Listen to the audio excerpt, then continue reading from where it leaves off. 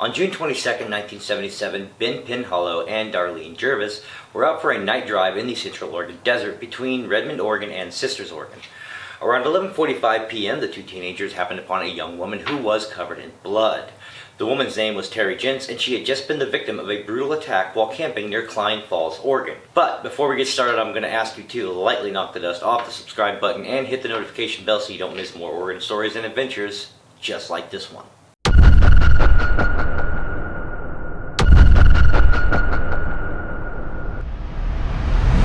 19-year-old Terry Jentz of Western Springs, Illinois, and 21-year-old Avra Goldman of Wellesley, Massachusetts, were roommates at Yale University.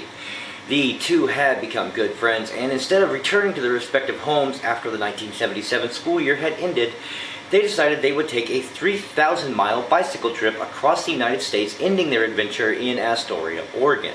When the two completed their trip, they began working their way back home, which included a brief campout at Klein Falls in Central Oregon along the Deschutes River north of Bend. On June 22, 1977, Tara and Avra stopped at a campsite near the Deschutes River to set up their tents and prepare for the night.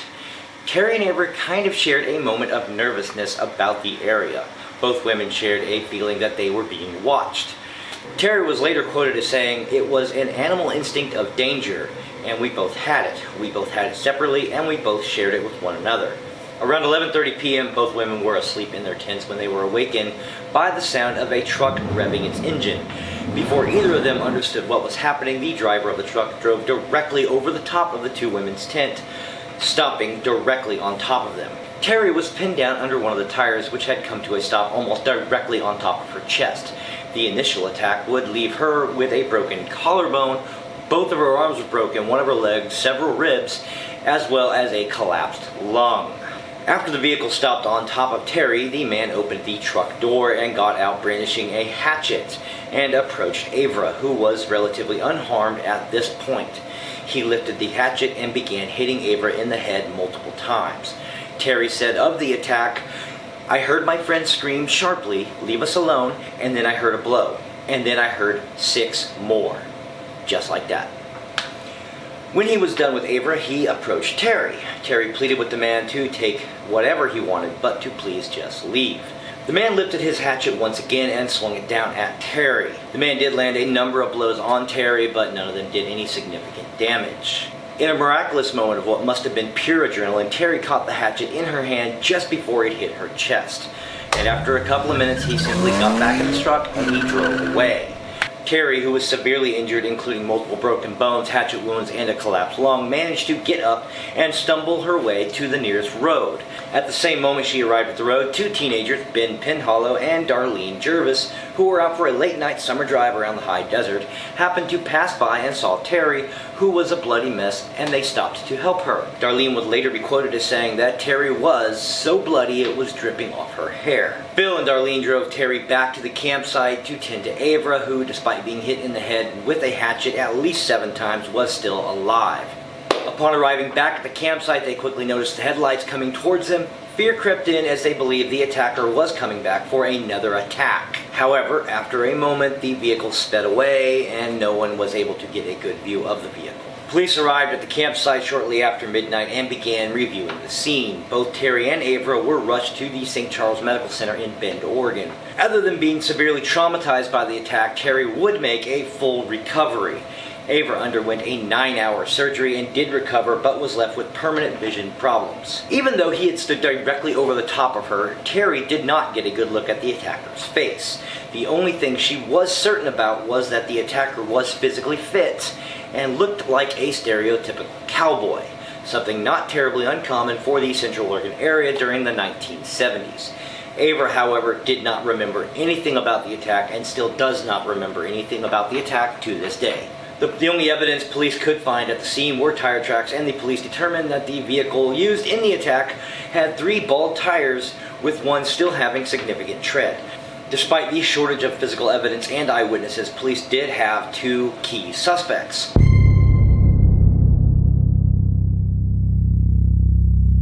Richard Wayne Godwin was not a nice person. Shortly after the Klein Falls attack, Godwin raped a 5-year-old girl.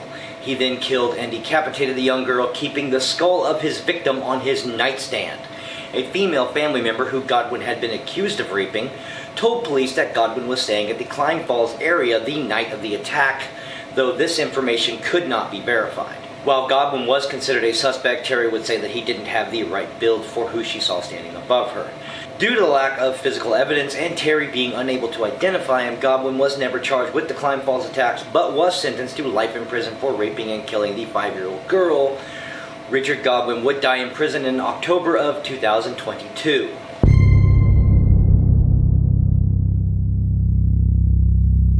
The second suspect, and the one both retired Oregon State Police Detective Marlene Hine and Terry Jentz believes is the most likely suspect, is Richard Dam, also known as Dick Dam. Dick Dam was 17 years old at the time of the attack, and he did drive a truck. Hine and Terry were not the only people who believed Dick Dam was the attacker. Locals began calling him Dick Dam the Hatchet Man. Shortly after the attack, a Redmond woman told authorities that she had been told the attacker was Dam. Who exactly this woman was and where she got this information is unclear, but it would turn out that her information was at least credible enough for police to launch an investigation.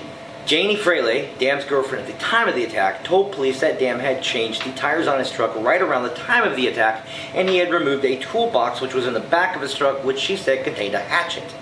She also accused Dam of being very abusive towards her during the relationship. Jane Fraley did tell police that on the night of the attack, her and Dam got into a fight and he drove away angrily.